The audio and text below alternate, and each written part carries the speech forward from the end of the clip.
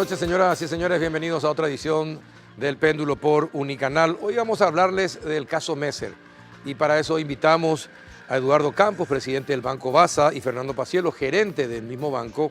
El segundo y el tercer bloque los vamos a dedicar a educación, que es una tarea fundamental para todos los paraguayos. Y debe ser una tarea fundamental y debe ser el norte principal porque debemos preocuparnos los próximos 20 a 25 años en este país, si queremos cambiar algo.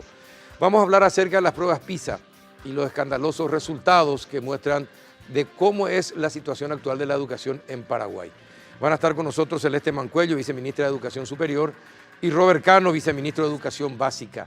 El último bloque vamos a hablar acerca de la transformación educativa, nada más y nada menos que con Lorena Pía Medina Morales, decana de la Universidad Católica de Chile, y Ernesto Treviño, director del Centro de la UC para la Transformación Educativa.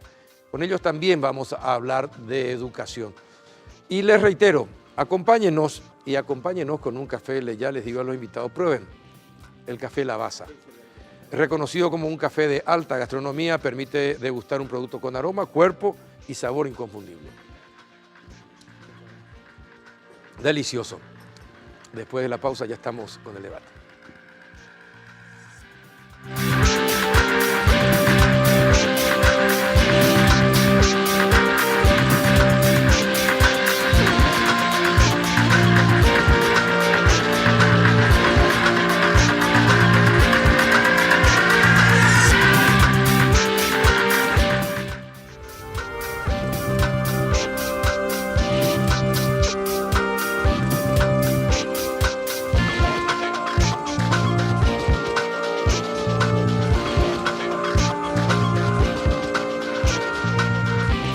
¿Qué tal, don Eduardo Campos, presidente de Basa? ¿Cómo anda? Muy bien, Carlos. Buenas noches para Gracias vos, por venir. tu audiencia, y muchísimas gracias por esta brillante oportunidad aquí con Fernando Paciello. En estos días estamos saliendo a hablar, aprovechando los espacios que nos dan los medios para comentar la situación que pasamos en estos días y la presentación que hicimos en los medios de prensa el día de ayer. Sí, leí el comunicado. De un comunicado, ¿verdad? Esto partió a partir del momento en que un medio de prensa estuvo difamando a nuestra entidad, entonces tuvimos que salir por nuestros clientes, por nuestros funcionarios y también por la opinión pública en general para tratar de aclarar la situación de Banco Basa ante cualquier pregunta, cuestionamiento que pueda haber. ¿Qué tal, don Fernando Paciello? ¿Cómo anda, gerente de Banco Basa? ¿Cómo está? Muy bien, Carlos, muchísimas gracias. Un placer estar en tu programa. Bueno, ¿qué es lo que pasó con Messer? Bueno, Messer usó al Banco Mambay en algún momento para comprar bonos del Tesoro. ¿Hay un relacionamiento? ¿Cómo es? A ver si nos pueden explicar cómo es el tema, el relacionamiento de Darío Messer con Basa.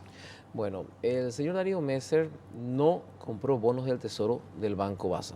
Y tampoco, Vía Banco Basa.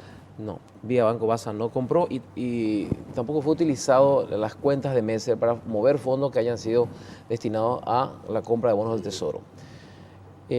Para entender la operación de Banco Basa con el señor Darío Messer, tenemos que tener en cuenta que el señor Darío Messer viene a Paraguay aparentemente en el 2011, abre una cuenta en el Banco Nacional de Fomento y también abre cuentas de sus empresas, dos empresas.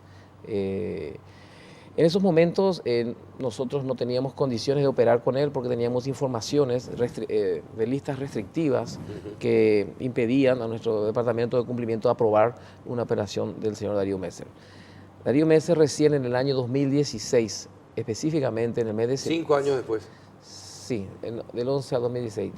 En septiembre de 2016 él es absuelto de las causas que le venían llevando en el Brasil.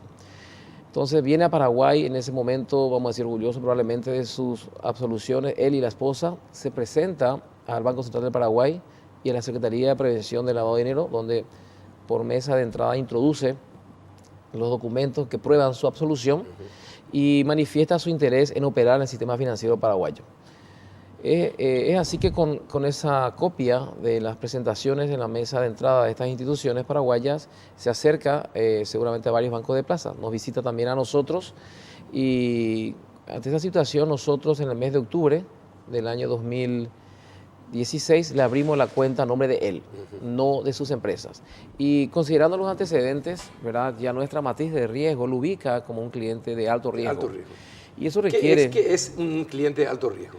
Es un cliente que tiene antecedentes, que tiene de haber estado en listas restrictivas o de haber operado en situaciones sospechosas, y eso se conoce en el sistema financiero por las informaciones que existen entre colegas y también, como te dije, de los informes de OFAC de Estados Unidos o de WorldCheck, que son los mecanismos que utilizamos nosotros. Es decir, que ya es una responsabilidad del banco aceptar como un cliente a una persona con esos antecedentes. Claro, y además exige, perdón, Fran, Sí. exige que nosotros tengamos que hacer una diligencia extendida, ampliada, para conocer más de él. Entonces tenemos que hacer un monitoreo muy exigente, muy estricto, permanentemente de cualquier actividad de información que pueda surgir sobre la operación. Entonces, teniendo en cuenta los riesgos que esto puede implicar para la entidad, nosotros le habilitamos un límite de operaciones de $2.500.000 para esa cuenta, y no fue una cuenta transaccional. Él no podía depositar, él no podía girar cheques, recibir depósitos en efectivo, exclusivamente una cuenta de inversiones. Entonces recibimos los fondos del Banco Nacional de Fomento vía CIPAP y se hicieron las inversiones, contratos de reporto, ¿verdad? ¿Qué quiere decir? ¿Qué es un contrato de reporte? Contratos de reporto son los contratos que utilizamos nosotros para transferir una cartera financiera que tiene el Banco Basa a largo plazo, y le transferimos por un periodo de corto plazo, 90 días, 120 días, 180 días, nunca más de un año. Entonces nosotros tenemos una intermediación en intereses por lo que ganamos a largo plazo y lo que recibimos su fondo del cliente en corto plazo. Y con esos fondos él puede comprar cosas. ¿Él compraba cosas en Paraguay? No, es una inversión que él hizo y compró títulos del sistema financiero paraguayo. ¿De quiénes, por ejemplo? Esa información no le puedo decir de un banco privado. De un banco privado. De otro banco privado. De otro banco de plaza, sí. Eso es información que está dentro del secreto bancario, entonces, pero es otro banco privado. Entonces, ¿Podría ser Continental? cualquier banco. ¿Cualquier banco? Sí. No, le pregunto Continental porque se mencionó Continental también como ligado a Messer. Bueno, aquí... Banco de Fomento, Basa y Sí. Continental había Bueno, aparecido en los días. yo creo que tiene una cartera bastante importante Messer en el sistema financiero paraguayo. A pesar de los antecedentes que tenía. A pesar de los antecedentes. Hay que entender que en el 2016 él fue absuelto y él se presentó a Paraguay, en Paraguay con todas las documentaciones que Antes del avalaban. 2016 él no tenía relacionamiento con la banca paraguaya privada. Yo no conozco de sus inversiones en el mercado financiero paraguayo antes del 2000, no conozco. Ahora, ¿y por qué se dice que Messer es el que creó el clan Cartes? Bueno, justamente eso es lo que te comenté ayer en la entrevista Sí. que tuvimos por radio. Hay que remontarse 30 años atrás, cuando en el año 1989 termina un régimen estricto de cambio, cuando se viene la democracia en Paraguay. Inmediatamente el presidente Rodríguez firma un decreto donde establece el régimen de mercado libre fluctuante de cambios. A partir de ese momento se permite la apertura de casas de cambio que estaban restringidas, solo había algunas casas de cambio, Cambios Guaraní, Internacional Cambio y Cambios Iguazú. Entonces el señor Messer, que era un operador de cambio en la región, tenía casas de cambio en el Brasil, inmediatamente abre una casa de cambio en el año 89. Ya en el mes de febrero, tal vez, Cambio Amambay SRL, donde Messer fue uno de los socios, hubiera sido la primera casa, tal vez había sido la primera casa de cambio autorizada por el Banco Central de Paraguay, en el tiempo de la democracia. Esa casa de cambio es aprobada por una resolución del directorio en aquel tiempo del Banco Central del Paraguay. El señor Messer operó con esa casa de cambio por... ¿Quién eran sus socios en ese momento? En ese momento sus socios eran el señor Mariano Roque Alonso y el señor César Monti. Y él operó hasta un año y medio después. A partir de ese momento, el señor Ramón Termocarte y la señorita Guiomar de Gasperi compran las acciones y son los nuevos accionistas y transforman la SRL en una sociedad anónima. Separándose absolutamente Messer de toda la sociedad. Separándose totalmente. A partir de ese momento, Messer toma su camino y el señor Ramón Cartes y la señorita Guiomar de Gasperi otro camino. Ahí nosotros entramos a trabajar con ellos y ya empezamos a pensar en la apertura de un banco. Por eso creamos la sociedad anónima, no una sociedad de responsabilidad limitada. Y nuestro objetivo era no depender más de una resolución de Banco Central que podía nuevamente cancelar la licencia como años anteriores con las casas de cambio. Ya en febrero del año 1992 nosotros hacemos la asamblea y como primer orden del día esa asamblea era solicitar la aprobación del Banco Central de Paraguay en transformar la Casa de Cambio en un banco comercial. Y eso se da en el mes de octubre del año 92, 15 de octubre, nace Banco Amambay, donde ya presidente Ramón Terbocartes, vicepresidente Guiomar de Gasperi, directores Carlos Moscarda, yo, Eduardo Campos, y estaba también, creo que el señor Roberto Campos, y a partir de ese momento empezamos a trabajar como banco comercial, y de eso estamos hace 26 años operando en el mercado, ¿verdad? ¿En algún momento el expresidente Horacio Cartes formó parte del banco? El señor Horacio Cartes... ¿Como accionista, como sí, socio? No, el señor Cartes nunca estuvo ni en la casa de cambios que abrió el padre con Guiomar de Gasperi, ni en el banco. No fue directivo, no fue accionista.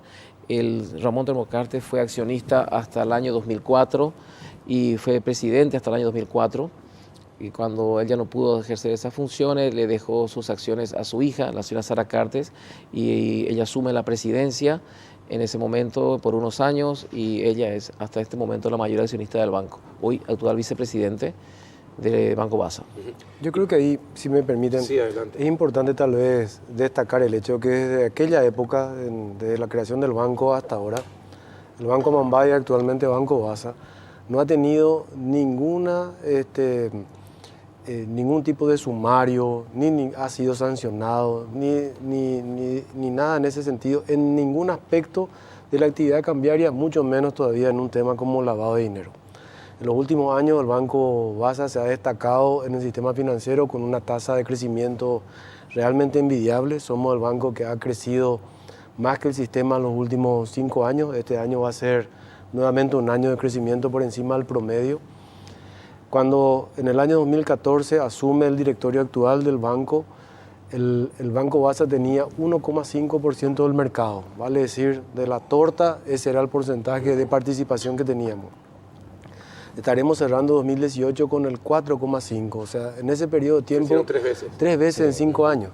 Y eso no se hace si uno no hace bien las cosas. O sea, el cliente es muy exigente en el mercado paraguayo, con un mercado muy competitivo, que tiene una supervisión y una regulación muy estricta, que eso ha sido un factor importante en el éxito de la economía paraguaya también en estos últimos 15 años, sumado a la estabilidad macroeconómica y otros factores que permitieron que la economía paraguaya sea destacada a nivel internacional. O sea, el banco es un banco que hace bien las cosas, trabaja muy bien, y hemos tenido realmente un muy buen resultado con los clientes y también resultados económicos.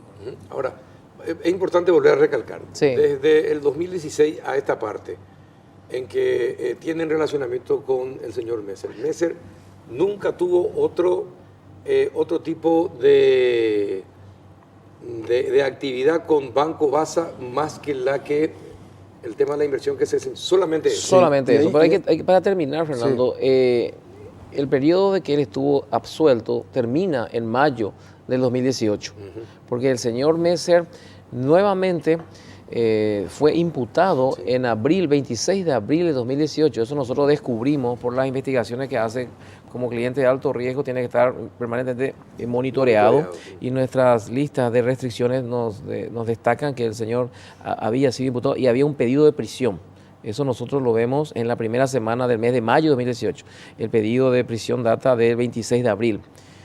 En ese momento, nuestro departamento de cumplimiento hace el análisis e inmediatamente procedemos al reporte de operación sospechosa de la cuenta de Messer. En aquel entonces había un saldo de $1 millón. ¿Enviaron todos los datos a la CEPRELAT? Hicimos el reporte el 7 de mayo a la Secretaría de Prevención del Lavado de Dinero, una vez que habíamos corroborado la situación, la nueva situación del cliente. Y después ya se desencadenó la situación de la imputación del Ministerio Público y la intervención de la Cenavico, que embarga los activos del señor Messer. Sí. Creo que tiene embargado como 45 o 50 millones de dólares en Paraguay. Y eso es una suma muy importante. Hay que tener en cuenta entonces que Banco Basa tuvo un importe de 2,5 millones, ese fue el límite, y no más que eso, y solamente la transacción de inversión en esa cuenta, en los documentos que le habíamos dicho. Ahora, ¿en cuánto tiempo desde que ustedes descubren los datos contra Messer en abril hasta que la Fiscalía interviene y pide su arresto, cuánto tiempo transcurre entre Yo creo que todo eso ocurre en el mes de mayo. En el mes de mayo. Tengo entendido que sí. Es decir, ¿hubo posibilidad de detenerlo a Messer Bueno, eso no le puedo decir porque lo que aquí se detiene son los activos que tenía en el sistema. Se ha embargado dinero y se ha embargado... Todos los embargos, Sí. todo el proceso judicial ya se hace después de que él Tengo entendido que esté sí. prófugo, ¿no? Sí, claro. Sí. En ausencia de él, digamos. En su ausencia, sí, efectivamente. Nosotros tenemos un contrato de reporto que específicamente establece que si se dan causales como esta, publicaciones de juicios, publicaciones de embargos, nosotros tenemos que cancelar el contrato y acreditar de vuelta los fondos a la cuenta y donde vienen los embargos que vinieron. Y ese dinero está embargado. Y tal El vez, dinero está embargado. sí, Carlos, tal vez volviendo un poquito atrás, ¿verdad? Sí. Habías preguntado cuál fuera el tipo de operaciones que realizó Messer con Banco Basa.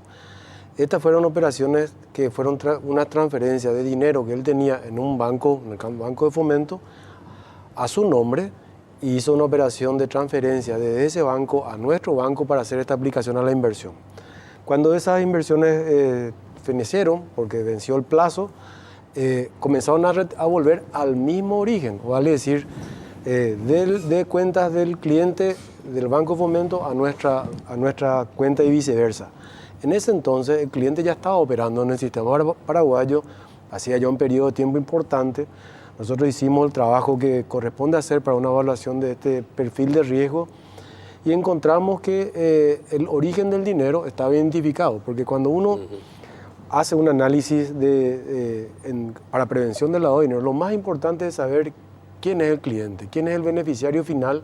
En este caso estaba plenamente identificado. Eso fue la razón por la cual cuando Senavico o cuando se dispone, digamos, la incautación de sus bienes, se puede determinar y se capturan esos bienes, que es lo que uno pretende al ¿Cuántos final. bancos operaba en Paraguay el señor Messer? Y aproximadamente 3 o 4 de forma directa y de forma indirecta, yo creo que con unos 8 más o menos. ¿Qué quiere decir operar de forma indirecta? Sí. Resulta que el señor Messer, a partir de su cuenta de Banco de Fomento, realizó inversiones en papeles del sistema financiero paraguayo.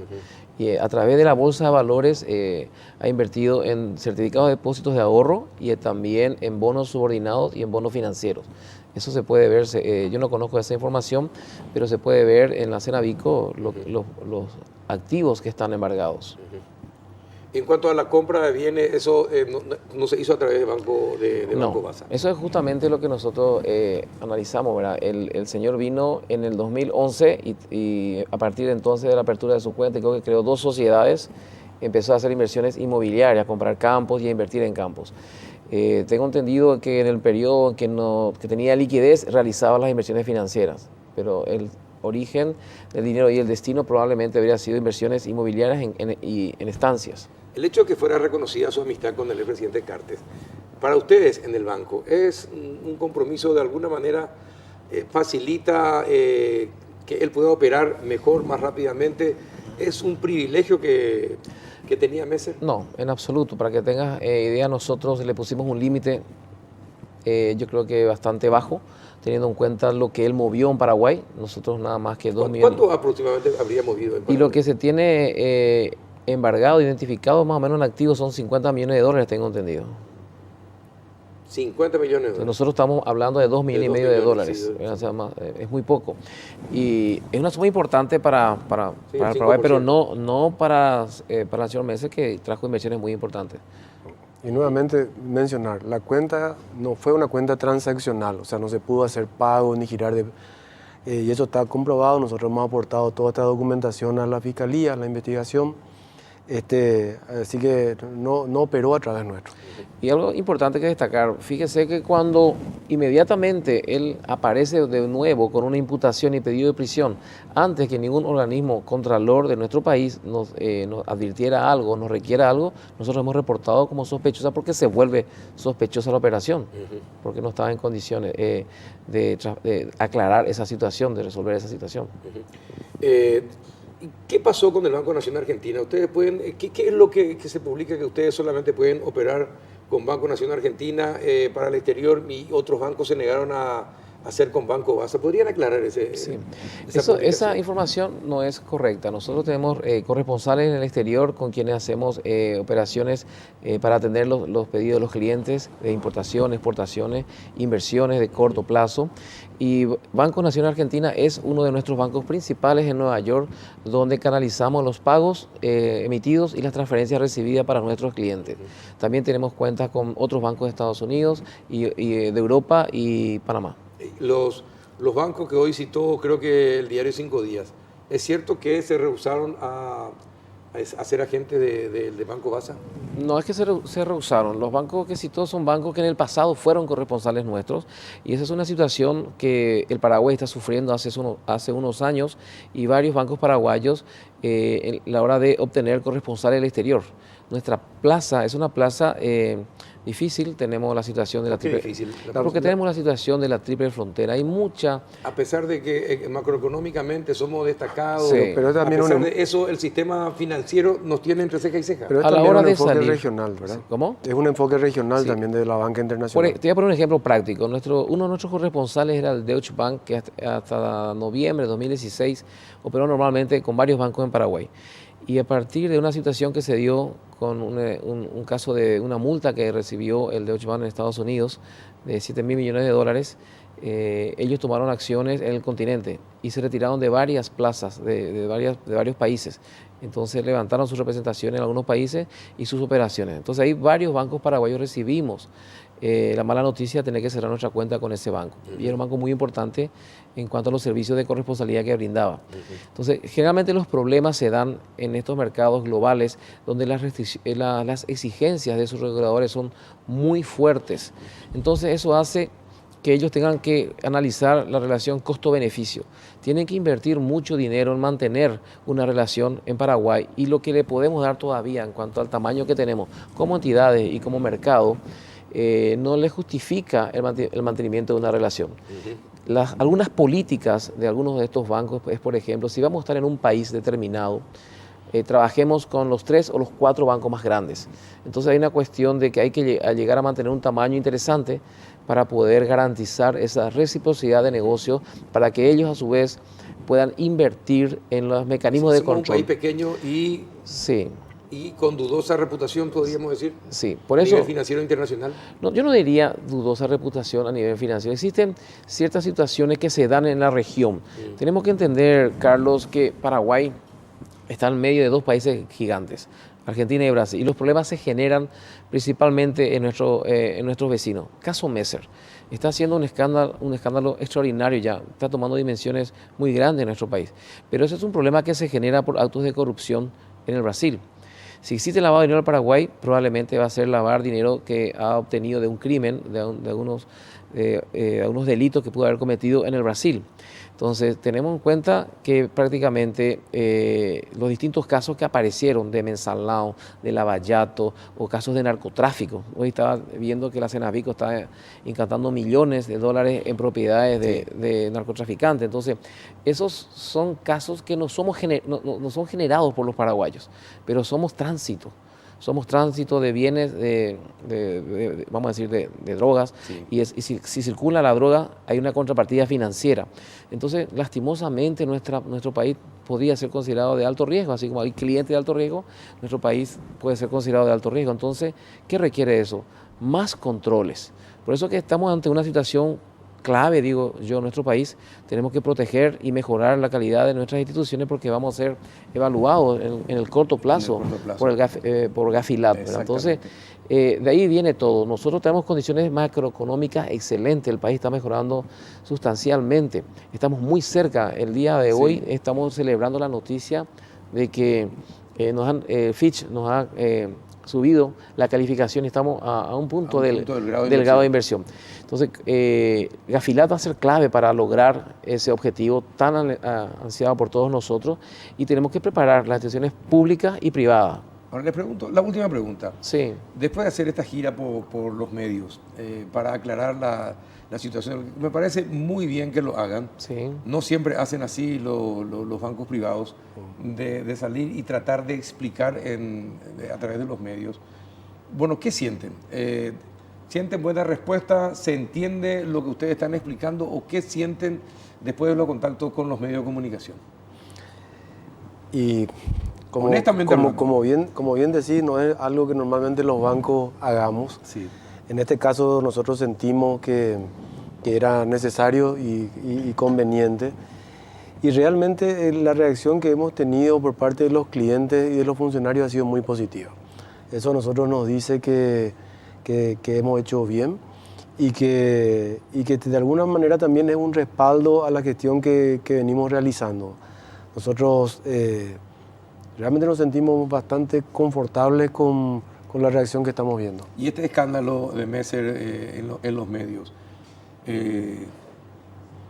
Bueno, ¿ha logrado que salgan clientes del banco o no? No, absolutamente. ¿Seguro? Seguro, muy seguro. Realmente recibimos, como dice Fernando, el apoyo de los clientes, de los colegas del sistema financiero y también de las entidades de regulación que conocen a profundidad. Estos temas no son fáciles de explicar, porque estamos hablando de operaciones, Sí. te hablo de reporto, y reporto muy poca gente maneja normalmente. Maneja la gente que está acostumbrada, que tiene empresas que tengan una tesorería y que hacen inversiones de corto plazo para manejar mejor su flujo de caja. Y entonces es difícil salir a dar una explicación en un lenguaje simple cuando se dan hay que explicar estos productos. Sí, Entonces es importante para nosotros estar presente para aclarar las difamaciones que hemos tenido y hablar en un lenguaje adecuado para la audiencia, ¿verdad? Entonces, felizmente sea fácil de entender, pero creo que el lo retorno estamos que tienen logrando, es positivo. Es bastante Y también positivo. yo diría que una cuestión muy importante es que el retorno que tenemos es que ha quedado claro que nosotros no estamos defendiendo a Messer. Nuestra misión no es defender a Messer, nuestra misión es explicar lo que hizo el banco. Y en consecuencia eso también creo que ha sido muy importante para que no se confunda el rol que estamos desempeñando en estos momentos. Definitivamente. Bien. Señores, muchísimas gracias, don Eduardo. Carlos, don Fernando, a vos. Un placer. Muchas gracias por Muchas gracias. haber venido a Un explicar. placer realmente. Después de la pausa vamos a hablar de educación y de esto que da dolor de cabeza, el informe PISA. Ya volvemos.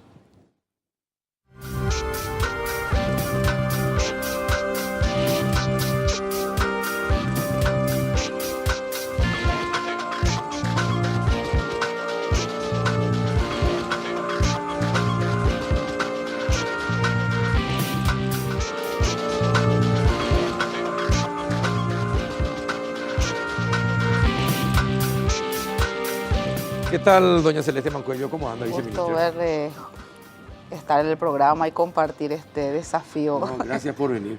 Un desafío estar con nosotros. ¿Qué tal, Robert? ¿Vos estás acostumbrado? No. ¿Qué tal? ¿Cómo estás? Bien, Carlos, un gusto estar aquí con ustedes. Decirle que no se asuste la viceministra. ¿Sí? No, ya está plenamente empapada. Está bien, eso está bien. Bueno, qué dolor de cabeza me dio. Sabíamos que iba a hacer eso. Ya el SNEP nos había anticipado lo que podía hacer PISA y sabíamos que iba a ser así, pero de todas formas dolió el cachetazo. Sí. A ver, ¿podríamos explicarle a la audiencia del péndulo qué es lo que nos muestra el informe PISA en materia de educación? Y bueno, nos muestra un poco que hay mucho por hacer, que es importante empezar. Nos muestra que en el grupo que se evaluó, que son los chicos de 15 años, independientemente del grado, porque se aplica a chicos que están en el tercer ciclo o en séptimo, octavo y noveno y la media, qué es lo que adquirieron de competencias a lo largo de los 15 años, y esto en las áreas de ciencias, lengua y matemáticas. Eso es lo que nos muestra. ¿Y qué resultados tuvimos? Malos. Estamos en el último lugar en matemáticas. En el último lugar en matemáticas. ¿Entre cuántos entre los países? últimos. En Latinoamérica. En Latinoamérica, sí. Y bueno, pero ¿y en total, en general? Estamos en el antepenúltimo lugar. Sobre 75 países. Bueno, último en Latinoamérica y anteúltimo en 375 países. No, entre 75. Entre 75 países.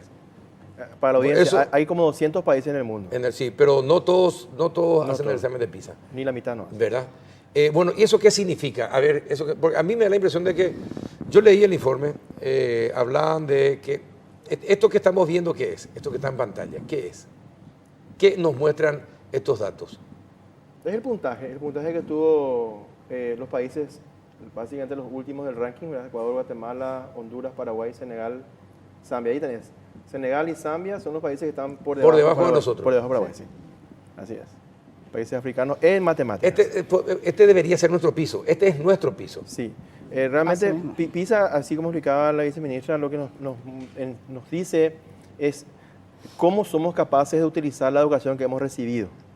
No te dicen que resuelvas un ejercicio, te pone en situación. Entonces, ¿cómo vas a aplicar las matemáticas en tu cotidiano, en la cotidiana vida?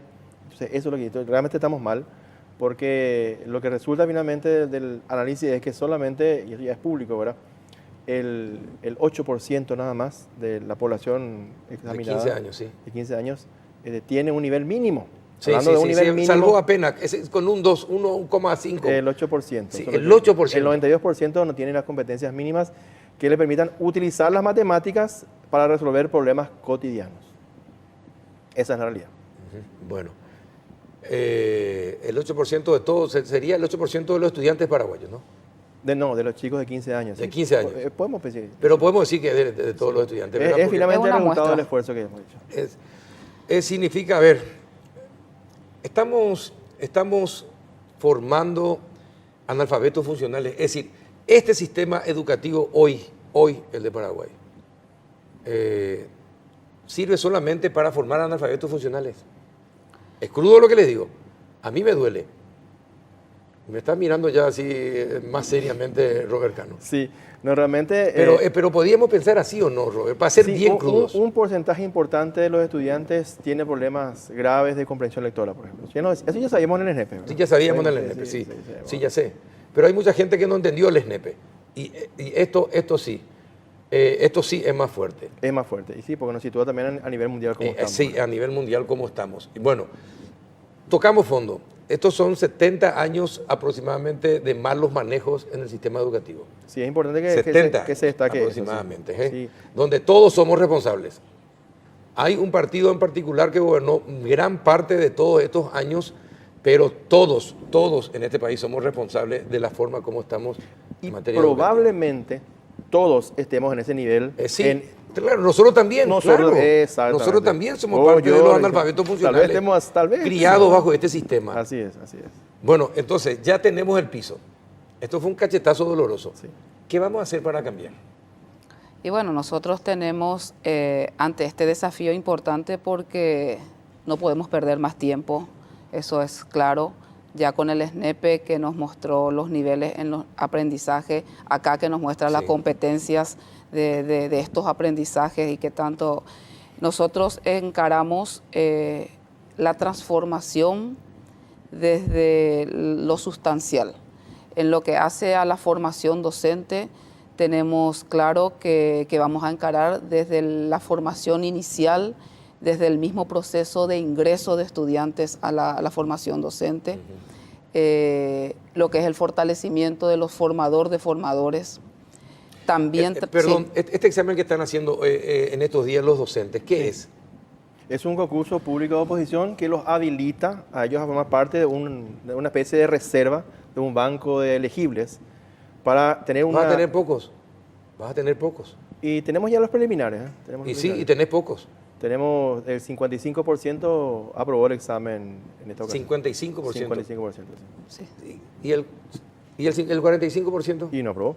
¿Y el 55% aprobó con buena calificación o no? Y hay, no, 55% hizo el puntaje mínimo o más. El puntaje mínimo. y más. 27, 28 sobre Claro, 40. claro, es el producto del sistema educativo.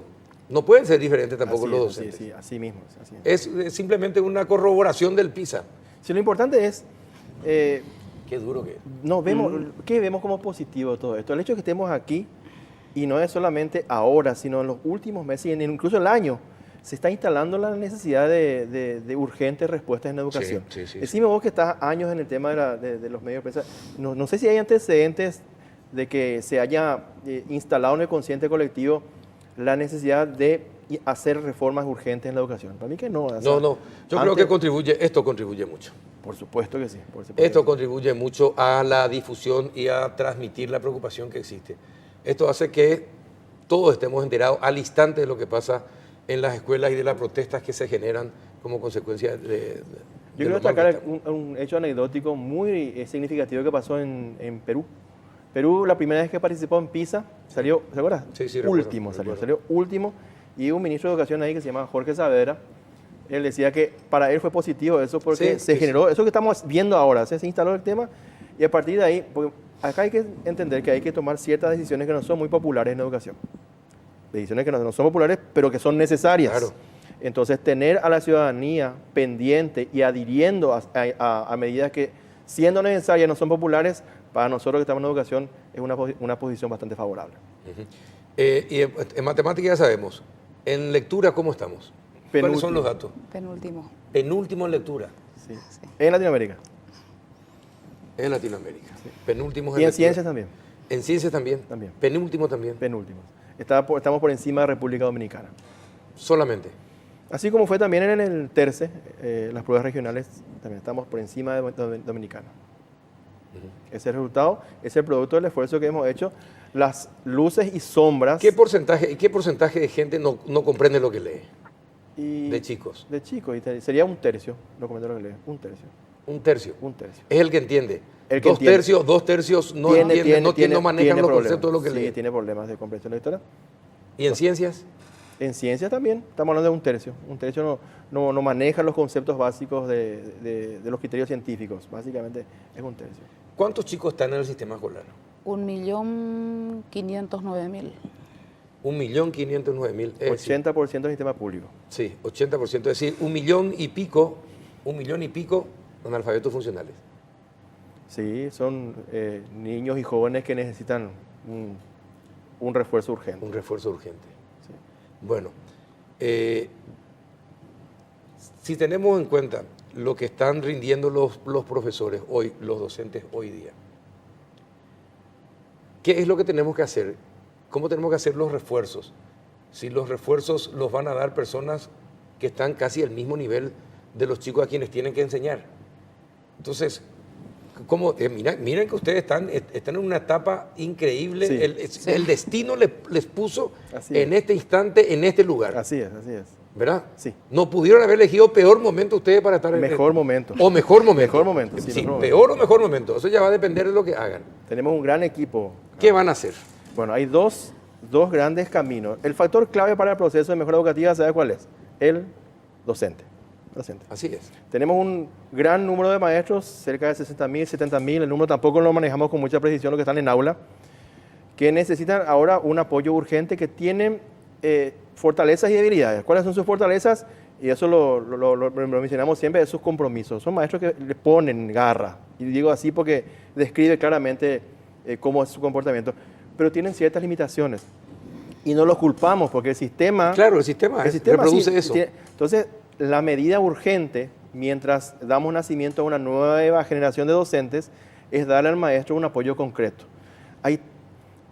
El ministerio, hay que reconocer con todo respeto, ¿verdad?, a los esfuerzos que se han hecho, lo que produjo fue que el maestro esté abandonado. Los maestros están abandonados de alguna forma de un ministerio que no tiene una cercanía hacia el maestro, no solamente en la cuestión pedagógica, sino en muchos otros aspectos que ahora se está trabajando, el aspecto emocional, el aspecto de acercarse al maestro y valorizar su rol de ser humano, ¿verdad? Ahora, pero les pregunto, ustedes que están con la docencia, me da la impresión de que en los últimos 20 años, 25 años, o quizá un poco más inclusive, para los docentes esto fue una forma de tener salario. No es una vocación, sino una forma de tener un salario para llegar a fin de mes. Entonces es difícil en esas condiciones y en esa situación transmitir algo a los chicos. ¿Me equivoco o no? Es cierto. Por eso es importante darle el apoyo que necesita. Está abandonado el maestro, no tiene apoyo, maestro. Le damos su plan, su currículum, el que tiene que desarrollar, y dejamos a su suerte. Con sus limitaciones, el maestro enseña, con todo respeto lo digo, y no es para que nadie se ofenda, enseña lo que es capaz de dar, lo que sabe, de alguna forma. Por eso hay muchos contenidos, hay muchísimas lagunas de contenido que no se desarrollan en el currículum, pero que finalmente son evaluados. Sí. Hoy me decía el director del cursillo de ingreso de la FIUNA, de la Facultad de Ingeniería, Vera. me decía que sorprendentemente muchos 5 absolutos de escuelas públicas y privadas llegan al cursillo de ingreso y no saben nada de matemáticas. Sí, así es. Sí. Entonces, también estamos calificando mal, también estamos evaluando mal, estamos poniendo notas que no corresponden a los chicos, estamos haciendo que pasen de grado porque así exige el currículum del Ministerio de Educación. Mira, respecto al... ¿Puedo salir? Sí. Sí. No, respecto a las calificaciones, a los 5 absolutos, el 5 absoluto de la compañía acá de Yucangüe, de San Juan de Pomuceno, por más que sea 5 desde el primer grado hasta Sí, el último hasta año, el último. a lo mejor no es comparable con un chico que es 3, promedio 3 de otro colegio acá de Azuceno, ¿verdad? Eso es porque- aunque el SNEP tampoco, No, Robert, no, eso pero también hay- desmiente un poco. Hay diferencias. Sí, hay sí, diferencias. pero según el SNEP no tan Ahora, no tan elevadas. sí, ahora la cuestión es que no tenemos nosotros, y hay que reconocer, no tenemos un sistema, una medida absoluta de calificaciones, o de evaluación, mejor dicho, Sí. ¿verdad? O sea, evaluamos cada quien respecto a su nivel de enseñanza. Por eso, este chico de esa compañía que te decía, es evaluado y es 5 en ese nivel, pero el nivel en el que se está desenvolviendo es muy inferior a otros Sí, sí, niveles. sí. Sin embargo, Sí. no son comparables. Bueno, esos cinco. entonces los contenidos tenemos que uniformar. Están de alguna forma sugeridos, pero lo que pasa es que no se desarrollan. Y bueno, pero entonces es imposible. Entonces, ¿cómo es que sacan 5 absolutos si Es que los contenidos no se desarrollan desarrollan completamente? son evaluados sobre lo que se desarrolló. Son solamente en base a lo que se desarrolló. Por eso que muchos chicos llegan a los cursillos de ingreso y se Nunca encuentran con problemas y casos que jamás vieron o dieron en clases. Así mismo es. Así es, ¿verdad? Y eso está, en el SNEP está perfectamente reflejado. Ahí se ven los contenidos así que no se desarrollan. Bueno, ¿y qué? Tenemos que tener una política. Sí. Tenemos que tener una política para transformar esto. Bueno, ¿y qué vamos a hacer? Bueno, el Ministerio ya tiene definido su hoja de ruta, ya tiene identificado cómo va a trabajar el área fundamental que es calidad, sin descuidar lo que tenga que ver con acceso y equidad y sin tampoco descuidar lo que tiene que ser eficiencia, porque el informe del Banco Mundial también mostró lo que tiene que ver con la calidad del gasto. Nosotros tenemos que ir trabajando también a sacar una ley de financiamiento que apunte a la calidad del gasto, trabajar la calidad en todas sus dimensiones.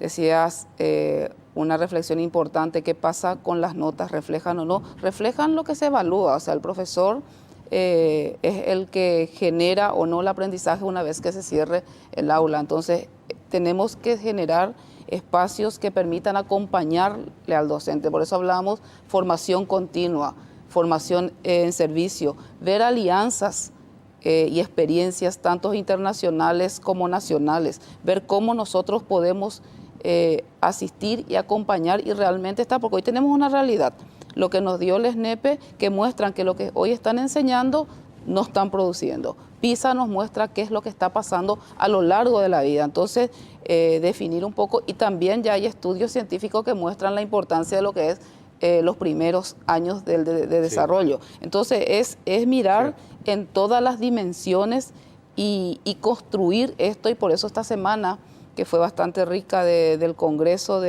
con miras un poco a ver cómo instalamos ya este proceso de transformación educativa y que realmente produzca lo que pretendemos, ¿verdad? Que esperemos que el próximo PISA y el próximo SNEP 2021 realmente ya se pueda evidenciar los Cambios. logros y los resultados que esperamos. Robert, en tan corto tiempo se pueden conseguir cambios. Para el PISA va a ser un poco complicado, para el siguiente PISA, ¿verdad? Porque son chicos de 15 años. Lo que sí se puede hacer es lo que hicieron estos países como Perú y Ecuador, que comienzan a notar cambios importantes en las pruebas en tercer grado y en sexto. O sea, es como ir dando nacimiento. Etapas. Sí, entonces lo que sí nos preocupa muchísimo es qué hacemos el próximo año. Van a entrar 120.000 niños al primer grado. Siempre digo esto, ¿verdad? 120.000 niños al primer grado que si no reciben algo diferente, probablemente después de 3 años van a repetir lo mismo. Entonces, por eso es que urgentemente comencemos, como bien dice acá la viceministra, a trabajar en los primeros años, ¿verdad? Y dos cosas importantísimas. Ella mencionó, y quiero La primera reforzar un poco infancia. por un lado, primera infancia, este país tiene 40% de los niños menores de 5 años en situación de pobreza, y eso afecta. Y eso en situación de desnutrición.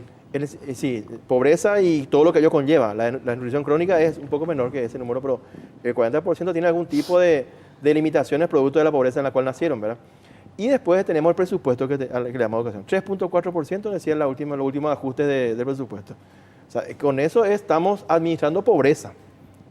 Hacemos lo que se puede con recursos magros. Es cierto, hay que ser más eficientes también, pero también tenemos que entender si es que queremos mejorar la calidad de la educación, tenemos que invertir más también.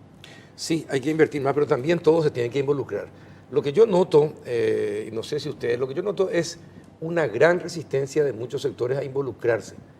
Generan más problemas que soluciones. Muy bien. Y generan más pedidos a los que el Estado puede acceder. Y todos tenemos que ceder y todos tenemos que avanzar juntos. Porque de lo contrario vamos a ir de fracaso en fracaso y ya no. Es decir, nuestro bono demográfico, Robert, que vos brillantemente explicaste en otros programas del péndulo, ¿de qué sirve? ¿De qué sirvió haber tenido ese bono demográfico? Lo estamos desperdiciando, lo estamos Y por eso, dilapidando. lo estamos dilapidando si estamos educando a analfabetos funcionales. Entonces, ¿de qué nos sirve ese bono demográfico? Vamos a arrepentirnos profundamente si es que no cambiamos. La siguiente generación, porque el mundo encima se complejiza en exigencias, en capacidades, y lanzar generaciones enteras con este nivel de capacidades es ponerle a esa generación en serias dificultades para enfrentar los desafíos que le esperan. Es decir, vamos a reproducir más y más esquemas de pobreza. Probablemente. La cuestión es que tenemos bien clara la película de lo que hay que hacer. Ese es el mensaje esperanzador, ¿verdad? Sabemos... Va a ser un crimen, de lesa humanidad, es que teniendo el diagnóstico no hagamos nada por la solución. Claro. Así mismo. Y lo que decía es muy importante. La gente te apoya, pero no se involucra. Sí, claro. El involucramiento significa remangarte contigo. No hay recursos suficientes, ni humanos, ni económicos, ni logísticos para hacer frente al desafío educativo. O sea, el MEC tiene una pesada mochila y la gente muchas veces desconoce que también hay otras instancias que deben trabajar en conjunto para poder llevar adelante este desafío educativo. Ahora, el MEC va a liderar la transformación educativa. Sí. Eso está decidido. Está liderando. Está decidido. No va a ser el ministro de Hacienda. No. Va a ser el Ministerio de Educación, ¿verdad? Entonces, ¿qué es lo que, por ejemplo, con la transformación educativa y todo lo que se va a dialogar de ahora en más hasta fin del año que viene, qué es lo que se piensa lograr? Bueno, con este proceso que se inicia es tener la hoja de ruta y comenzar ya en lo sucesivo a caminar esta hoja de ruta. Nosotros a corto plazo tenemos nuestra hoja de ruta 2018-2023 que define un poco las líneas que te mencionaba, lo que tiene que ver a las acciones prioritarias para ver la calidad desde los aprendizajes, desde la formación docente, desde la formación inicial, la tecnología, el uso de la tecnología y luego tener la visión país a largo plazo. Un proceso educativo es un desafío como país, es a largo tiempo, es una cuestión de Estado, es independiente de los gobiernos, de los ministros, o sea, así se debe de instalar y construir esto, Carlos. Hay algunos países, Robert, y vos sabés esto, y creo que la viceministra también sabe, que han optado, para conseguir rápidamente resultados, han optado por tratar de cooptar, por decirlo así, o por agarrar a los mejores alumnos de las universidades y proponerles que sean docentes, ¿verdad? Es decir, y pagarle y darles un buen salario, un excelente salario, garantizarles una carrera, más allá de lo que ellos decidan ser también en seguir otra profesión, ¿verdad? Pero darle la oportunidad de que la excelencia que tienen para aprender lo puedan transmitir también. Es decir, eso está dentro del programa, tratar de ver, hurgar, mirar, recibir datos, informaciones acerca de quiénes son brillantes y que puedan estar educando a los chicos paraguayos. Te digo más, Carlos, nosotros inclusive hay una situación que ya lo mencionamos anteriormente, el tema, ¿quién estudia formación docente? Los mejores egresados de la media van a carreras que no necesariamente es la formación docente. Nosotros tenemos una situación que tenemos que dar respuesta a una futura demanda con el proceso jubilatorio y la necesidad de reemplazo. Y entonces nosotros ponemos... ¿Cuántos se jubilan? ¿26.000? ¿25.000? ¿En cuántos años? En los próximos 13 años son 43.000. En los próximos 10 años, 43.000 docentes se jubilan. Esa es una buena oportunidad para dar el salto. Claro, y un desafío enorme. Claro, hay que formar. Porque, justamente, como decía acá la viceministra, ¿quién quiere hoy día ser docente? Y ese número de 43.000 es un número que está distribuido por todo el país y responde a distintas asignaturas también. Entonces, tenemos la necesidad de formar 150 maestros de matemáticas en San Pedro en los próximos 10 años. Y hoy no hay gente que quiera estudiar matemáticas. Y por otro lado, Robert y Carlos, está también esto, cómo incentivar a que los estudiantes de la media realmente entren. Cómo acompañamos y nivelamos y luego vamos trabajando ya las capacidades, o sea, poder ayudarle desde el vamos, no ir a seguir y hacer un curso porque si no es repetir más de lo mismo. A eso estamos apuntando, Carlos. Y luego la profesionalización. O sea, hoy el egresado de un Instituto de Formación Docente no puede hacer una maestría, un doctorado, un postdoctorado, como ya Chile tiene experiencia de haber incorporado con nivel de maestrías y doctorados a sus Ahora docentes. con Becal se empieza algo. Claro, y bueno, entonces son cuestiones, son varios frentes, Carlos. O sea, formación docente es mirarle desde la complejidad y en varios frentes. Una formación que necesita ponerle en tono para que puedan acceder también a estudios de maestría, fomentar el estudio, la capacidad de investigación, que el mismo docente genere sus preguntas, que pueda hacer procesos de transformación. Por otro lado, estos docentes que hoy están siendo capacitados, que están en las universidades de Chile, que vamos a recibir, tienen que constituirse en agentes de cambio, tienen que venir a compartir, a participar y a construir juntos. Ahora, es mejor, no sé, Robert, pero ustedes como viceministro, ¿por qué no plantean algo del Parlamento? Menos amantes, ¿sí? Menos amantes en el presupuesto público, menos gente incompetente en el presupuesto público, menos familiares sin capacidades en el presupuesto público, más docentes de calidad, más docentes de excelencia en el presupuesto público. ¿No pueden ustedes plantearle eso al Parlamento? Sí, Plantéenlo, pero háganlo públicamente, porque si a puerta cerrada lo hacen, se muere ahí. Pero a lo mejor el hecho de que lo expresen públicamente y frente a todo el país les obliga a tomar determinaciones que van a ir contra sus parientes, pero que las tienen que hacer si quieren hacer algo por el país. Son de repente... Te asustaste cuando dije menos amante, ¿verdad? No. Me miraste raramente. No, me asustó nomás. Sí, me di cuenta. Mira que... Sí. Carlos, quiero hacer un chivo acá. A ver. Y este mensaje va para los estudiantes de la educación media fundamentalmente, para el tercio superior de mejor rendimiento. Con el ministro siempre hablamos en el equipo, ¿qué podemos hacer para que podamos atraer a los estudiantes de educación media los mejores a ser maestros, ¿verdad? Y hay 4 poderosas razones que solemos hablar con el ministro que podrían ser convincentes para atraer a los estudiantes a ser futuros maestros. La primera es que es una ocupación que es necesaria, porque va a haber trabajo para ser maestros, porque se van jubilando un montón. Hoy día vamos a necesitar más maestros, formar más maestros que los que salen inclusive. Sí. El segundo, porque va a ser conveniente.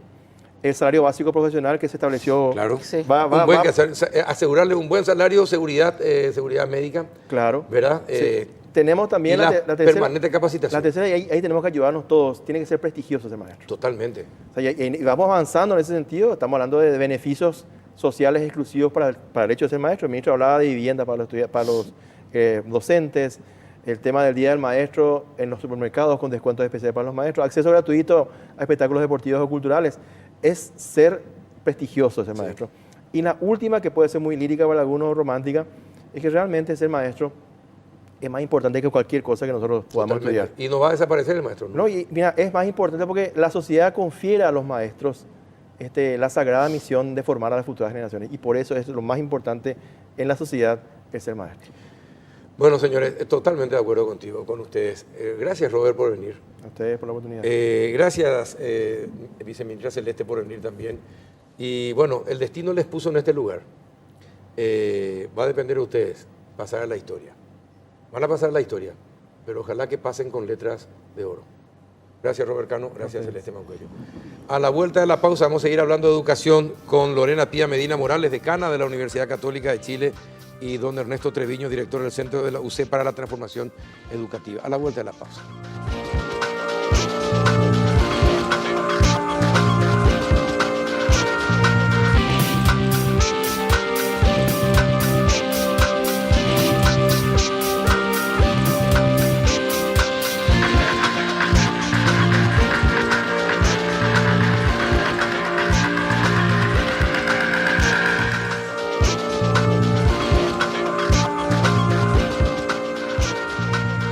Y ya entramos en el último bloque del péndulo y siguiendo con este apasionante tema de la educación. ¿Qué tal, doña Lorena Medina Morales, decana de la Universidad Católica de Chile? Encantado que esté con nosotros. Buenas noches. Muy buenas noches, muchas gracias por invitarme.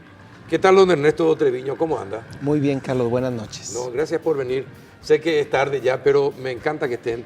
Y aparte este tema es apasionante. ¿Escucharon los datos del bloque anterior? Sí. Sí.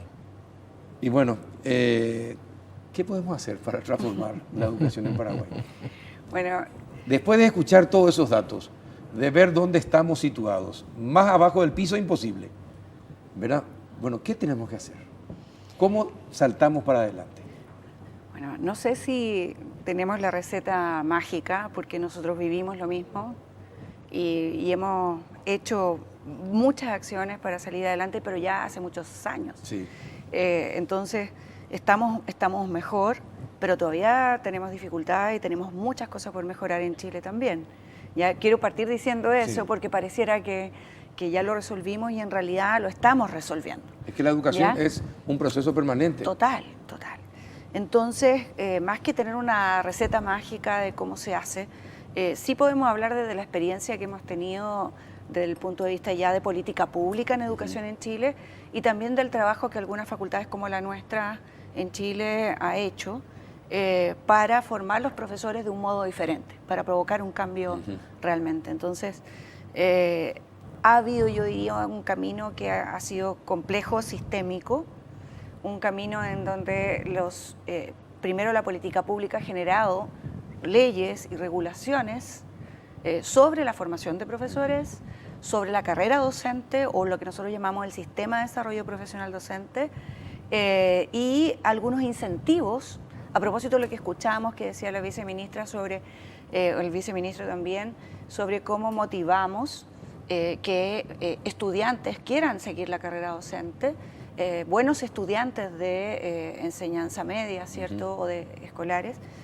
Y también, entonces, aparecieron incentivos en Chile como una beca vocación de profesor, por ejemplo. ¿Cómo Se llama beca vocación de profesor. ¿Y en qué consiste? Esa beca consiste en que nosotros tenemos una prueba de selección universitaria, ¿sí? Que tiene unos puntajes, ¿sí? Sí. Entonces, el máximo, por ejemplo, de puntaje supera los 800 puntos, 820, 830. Todos aquellos estudiantes que obtengan 600 o más tienen derecho a esta beca vocación de profesor, que supone que el Estado financia la carrera de ese profesor futuro. Y que ese profesor de vuelta tiene que, al término de su formación, ejercer en escuelas vulnerables del sistema público al menos 2 años. Al menos 2 años, sí o sí. Sí o sí. Genial. Y se firma un contrato, pero el Estado financia a esos buenos estudiantes para promover que estudien pedagogía. Y debo decir que el 2017, por ejemplo, tuvimos un pic a nivel nacional de postulantes a las carreras de pedagogía, motivado por este sistema, ¿cierto? Que Vuelve a ser otra vez atractiva la carrera docente. está empezando a hacerlo. Y hay organizaciones también que han apostado por esta cruzada y que, por ejemplo, Elige Educar. ¿Ya? Elige Educar es una organización que nació como idea en nuestra universidad, pero hoy día tiene vida independiente, y ellos han hecho toda una campaña para volver a valorar la labor docente en el sistema social de un país. Es decir, yo creo que esto también tiene que ver con cuánto se valora socialmente la Totalmente. profesión docente. Totalmente. Y lo decía el viceministro, nosotros le exigimos mucho a los profesores, porque ciertamente el corazón es la sala de clase, el corazón del cambio Así está en la mismo, sala de así clase. mismo. Y mejorar las decisiones pedagógicas y los aprendizajes en la sala de clase es el corazón del cambio. Pero también es cierto que tenemos que darle las condiciones y los apoyos para que esos profesores se formen en las condiciones que se requieren hoy día para un buen profesional. Entonces, es una tarea sistémica. No es una tarea solo de qué hacemos las instituciones que formamos profesores, tenemos que estar dialogando con la política pública y con los apoyos, pero al mismo tiempo hay una tarea de cambio cultural en la sociedad que le diga a la sociedad ser profesor es importante y no solo en el discurso, sino dándole los apoyos tanto en términos de recursos financieros, económicos, como lo que cuesta hoy día formar un buen profesor. Nosotros hemos hecho un trabajo enorme en ese sentido. Nuestros currículums hoy día de formación inicial docente están orientados hacia la práctica. Tenemos prácticas progresivas desde el primer año.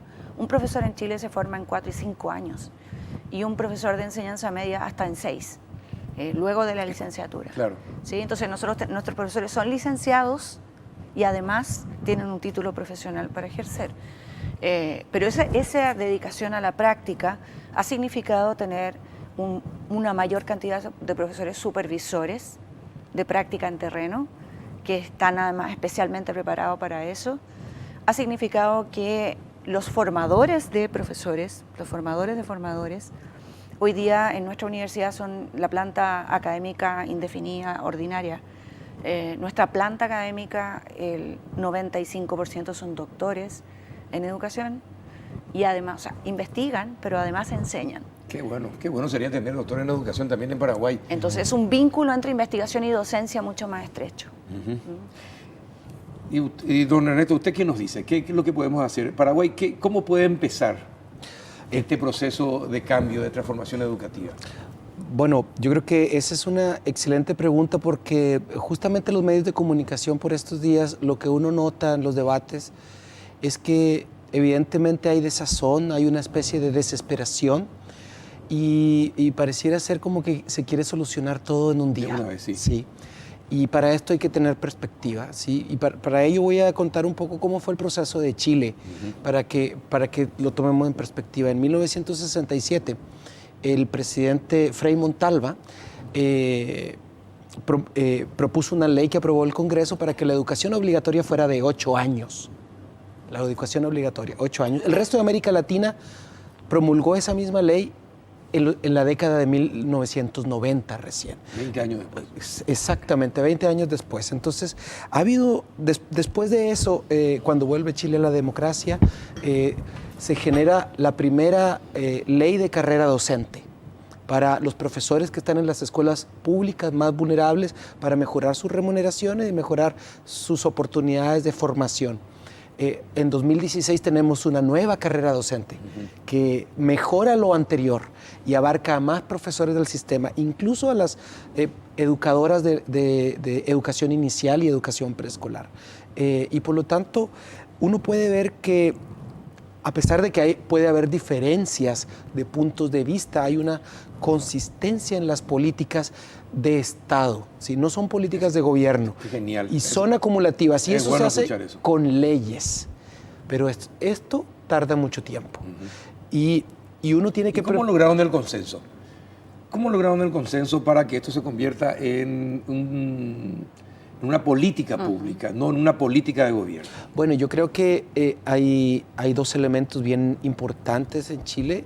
Yo creo que Chile ha consolidado un sistema de educación superior, universidades, con investigación, con apoyo del Estado para realizar investigación empírica sobre lo que sucede tanto en la política como en las salas de clase.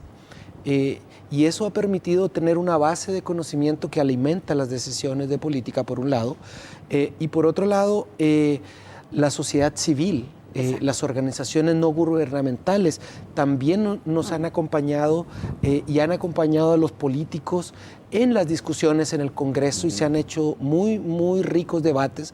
No han sido fáciles, no siempre todo sale como la ciencia lo dice, porque hay otras condiciones financieras, políticas y económicas, pero lo que ha estado claro, sobre todo yo diría en los últimos 30 años en Chile, desde la vuelta a la democracia, es que es necesario recuperar la dignidad del trabajo docente y apoyar el trabajo docente. Tanto es así que, por ejemplo, la última ley del Sistema de Desarrollo Profesional Docente hace un cambio radical.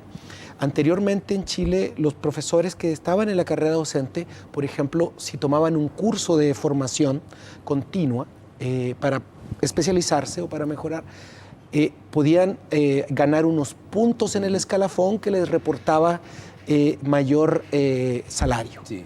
Bueno, el nuevo sistema no hace eso. El nuevo sistema dice, muy bien, usted puede tomar los cursos que usted quiera, pero vamos a evaluar cómo le va a usted haciendo clase, su rendimiento, su desempeño en el aula, le vamos a dar las oportunidades, tiene oportunidades de formación gratuita, y a partir de esa evaluación de cómo es su desempeño en la sala de clase, le vamos a dar dos cosas.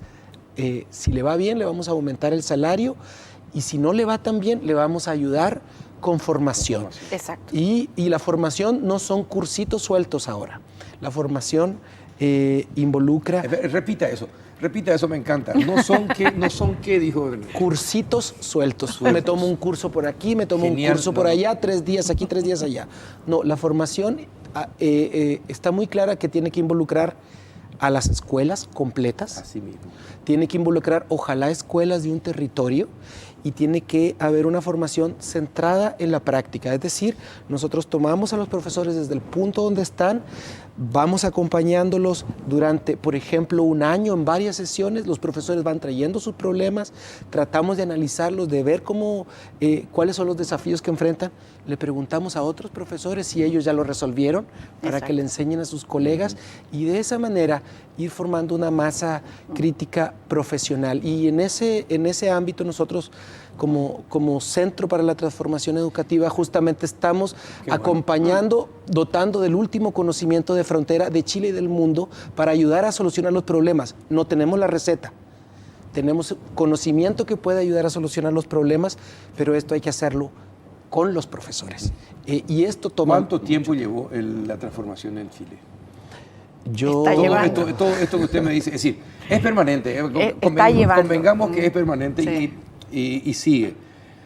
Pero para dar el salto de calidad, ¿cuánto tiempo lleva? Mire, yo le diría, para no hablar chauvinistamente de Chile solamente, cuando las políticas educativas y las políticas sociales, porque esto es muy importante, la educación no puede sola. Sí, tiene que ir cuando las acompañada. políticas educativas y las políticas sociales se sincronizan, los países como Chile, como Polonia, como Turquía, más o menos en un lapso de 10 o 12 años empiezan a ver resultados. Exacto. No son espectaculares, nadie pasa a ser Finlandia en 10 o 12 años, pero sí pasamos de 8% que logra el nivel mínimo, tal vez a un 30%, a un 35%. Tremendo. Claro, falta mucho todavía, Claro. pero hay evidencia en el mundo de que se puede hacer, pero para eso se necesitan, como yo decía, políticas de Estado, políticas serias, regidas a través de leyes aprobadas en el Parlamento, de manera que no llegue una autoridad de turno y porque cree que se tienen que hacer las cosas de forma distinta, deje de lado todo lo anterior y no se construya sobre lo aprendido y sobre los errores también. Sí. Yo creo que hay una sinergia bonita entre lo que yo comentaba de política pública y las facultades que forman profesores. Es justamente la implementación de la ley de carrera docente, que todavía tiene sus problemas en Chile y todo, pero cuando aparece esta ley de carrera docente que hace que un docente parta en un piso, hoy día con un salario un 30% superior a lo que ganaba antes, hace la carrera más atractiva también. Totalmente. Y luego hay una serie de grados o niveles que los profesores pueden ir haciendo carrera, ir avanzando a través de pruebas, a través de rendir exámenes, van ubicándose o encajonándose en niveles cada vez superiores. Y por lo tanto pueden hacer una carrera, ir mejorando sus sueldos, estudiando, etcétera, y eso hace la carrera más atractiva. Entonces, ¿qué hicimos en las facultades como la nuestra? ¿Qué hicimos en la Facultad de Educación de la Universidad Católica? Dijimos, los profesores son personas que más que otros profesionales quizás se tienen que formar a lo largo de toda su vida. Sí.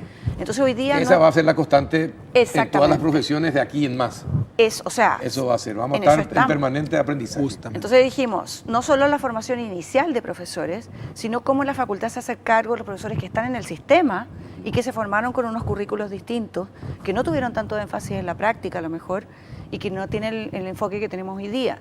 Entonces por eso nace CENTRE como Centro para la Transformación, que hace justamente la mirada de los profesores que ya están en el sistema y que nuestra facultad entonces transfiere nuestros modelos formativos de la formación inicial hacia la formación continua, actualizando la formación de los profesores. Es decir, el eje de la transformación pasa por los docentes.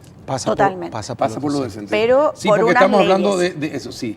No, pero aparte me encanta lo que estuvieron explicando acerca de que uno va subiendo de nivel en base a las demostraciones de efectividad que tiene su Desempeño. aprendizaje, de su desempeño. Exactamente. ¿Verdad? Eso es genial. No entra el partidismo político, no Justamente. entra el amiguismo, no entra la clientela, no.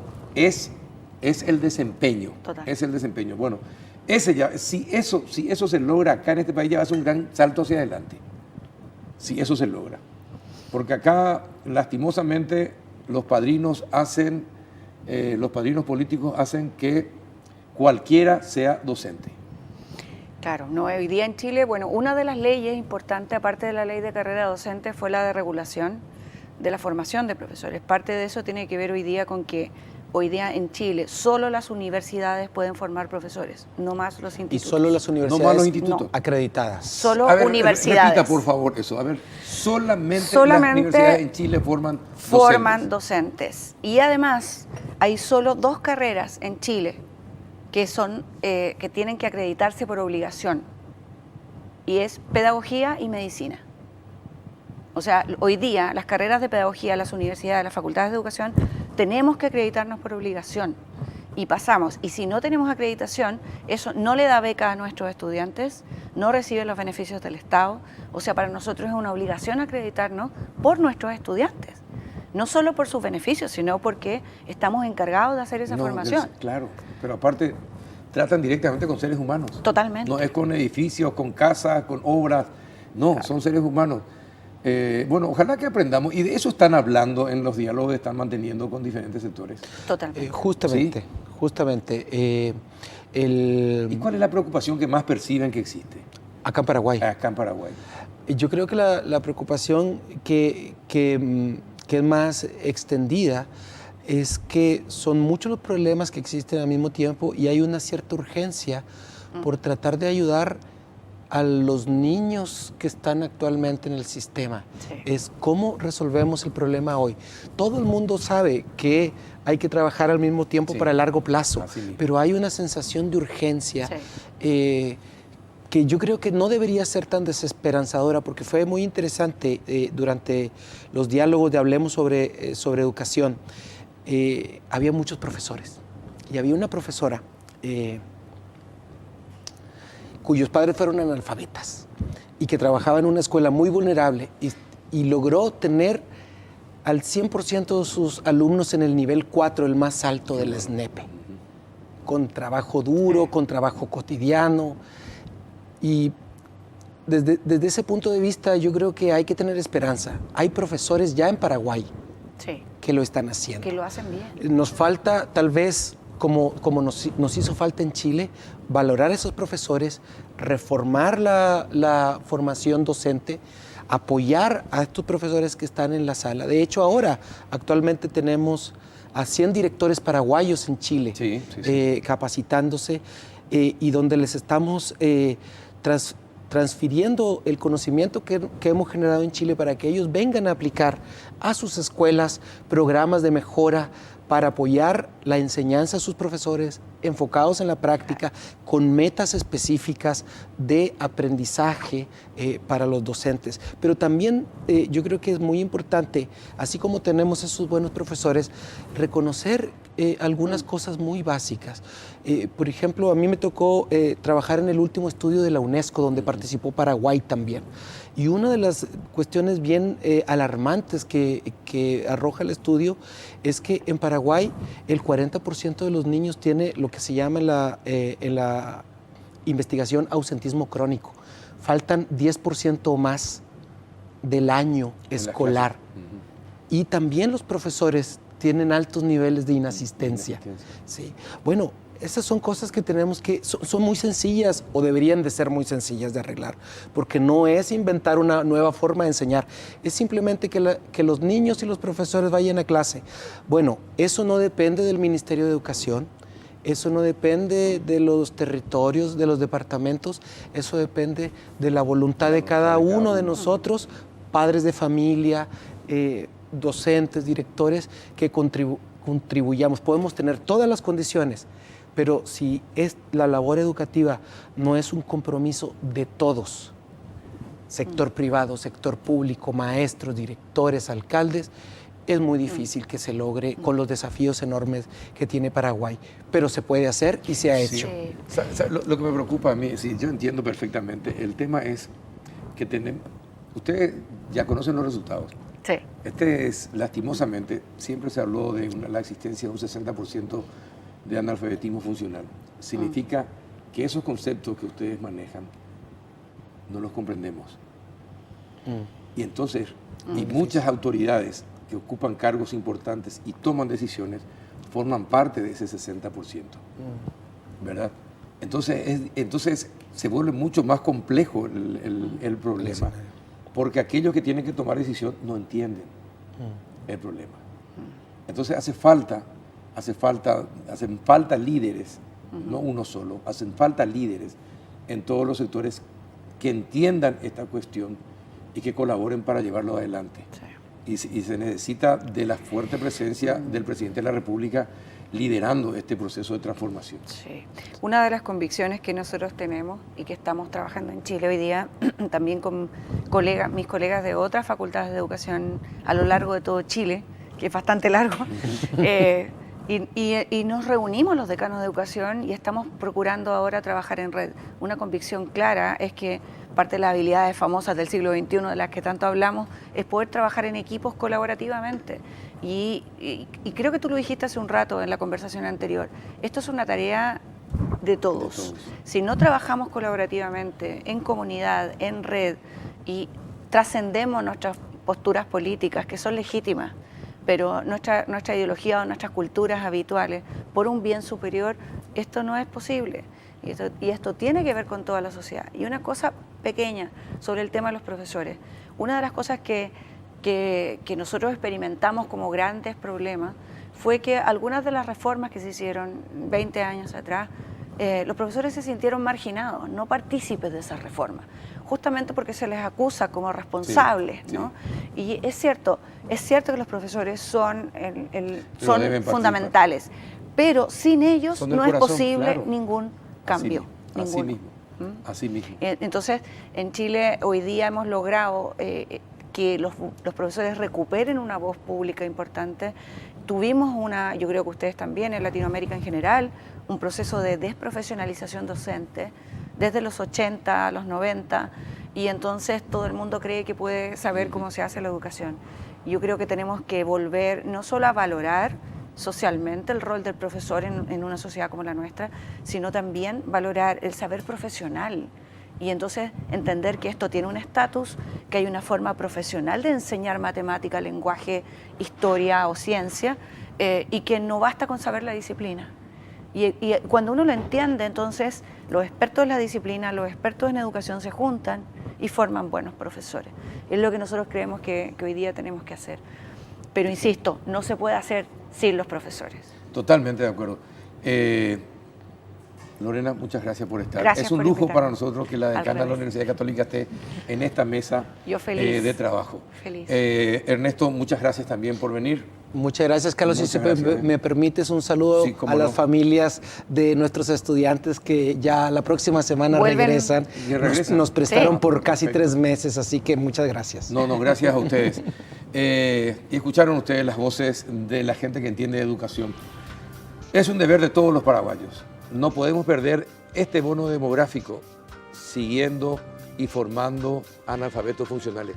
Es su obligación, mamá, es su obligación, papá, es mi obligación, es la obligación de todos hacer que esto dé un salto de calidad. Hasta el próximo miércoles.